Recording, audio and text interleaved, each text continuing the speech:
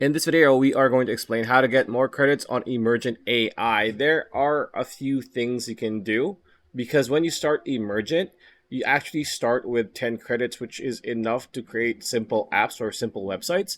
Now, if you click on your profile here, you see you can refer and earn $200, or you can earn around 50 credits if somebody, your friend, that you referred to subscribes to Emergent AI. Another way, which is the main way to get more credits on Emergent, is actually buying credits and being in a plan. So you can either go for Pro or Standard on the monthly tier, or if you want to go annual, Pro and Standard at the same time. Again, you do save 70% off on the annual, or if you pay one time for the entire year, right? Or you can also have another coupon, so 20. As you can see here, you can just copy this, and as you pay, you do save some money, which is very important, right?